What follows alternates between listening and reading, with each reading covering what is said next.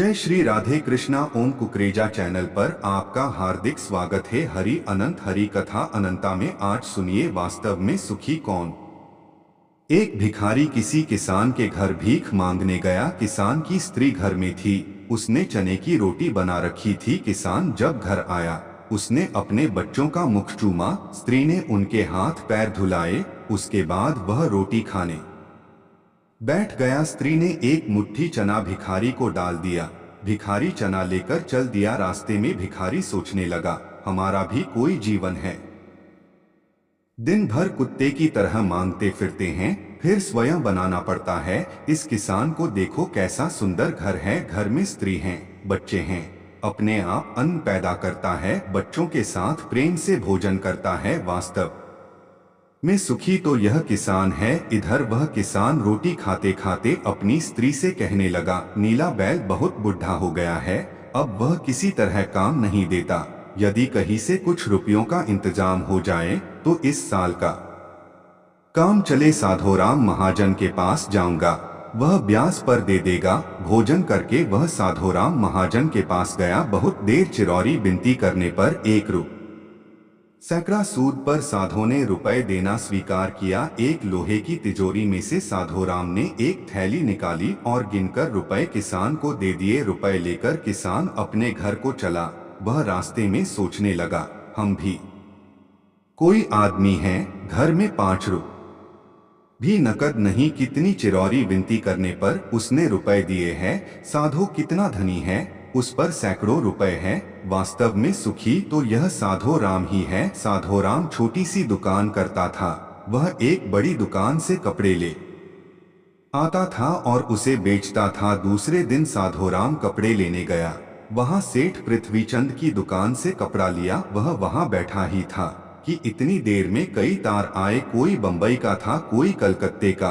किसी में लिखा था 5 लाख मुनाफा हुआ, किसी में 1 लाख का।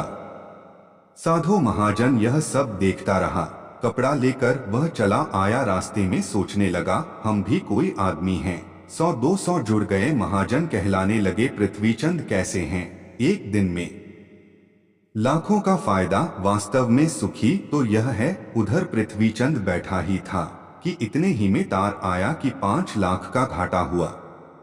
वह बड़ी चिंता में था कि नौकर ने कहा, आज लाट साहब की राय बहादुर सेठ के यहाँ दावत है, आपको जाना है। मोटर तैयार है। पृथ्वीचंद मोटर पर चढ़कर राय बहादुर की कोठी पर चला गया। वहां सोने चांदी की कुर्सियां पड़ी थी। राय बहादुर जी से कलेक्टर कमिश्नर हाथ मिला रहे थे। बड़े बड़े सेठ खड़े थे वहां। पृथ्वीचंद सेठ को कौन पूछता, वे भी एक कुर्सी पर जाकर बैठ गया। लाट साहब आए, राय बहादुर से हाथ मिलाया, उनके साथ चाय पी और चले गए। पृथ्वीचंद अपनी मोटर में लौट रहे थे। रास्ते में सोचते आते हैं, हम भी कोई सेठ है। 5 लाख के घाटे से ही घबरा गए। राय बहादुर का कैसा ठाठ है। लाट साहब उनसे हाथ मिलाते हैं। वास्तव में सुखी तो ये ही है।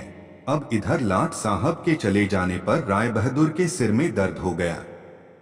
बड़े बड़े डॉक्टर आए, एक कमरे वे पड़े थे। कई तार घाटे के एक साथ आ गए थे। उनकी भी चिंता थी। कारोबार की भी बात याद आ गई। वे चिंता में पड़े थे।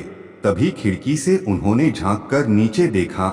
एक भिखारी हाथ में एक डंडा लिए अपनी मस्ती में जा रहा था। राय बहादुर ने उसे देखा और बोले, वास्तव में तो सुखी यही है। इसे न तो घाटे की चिंता न मुनाफे की फिक्र। इसे लाट साहब को पार्टी भी नहीं देनी पड़ती। सुखी तो यही है। इस कहानी से हमें यह पता चलता है कि हम एक दूसरे को सुखी समझते हैं, पर वास्तव में सुखी कौन है, इसे तो वही जानता है जिसे आंतरिक शांति है, जिसे अंतरिक्ष सुकून है। आप चाहे भिखारी हो, चाहे करोड़पति हो, लेकिन आपके मन में जब तक शांति नहीं है तब तक आपको सुकून नहीं मिल सकता। सुन मन भूले बाबरे, गुर की चरणी लाग, हरि जप नाम धियाई तू, जम डर पे दुख भाग। जय सिया राम जी।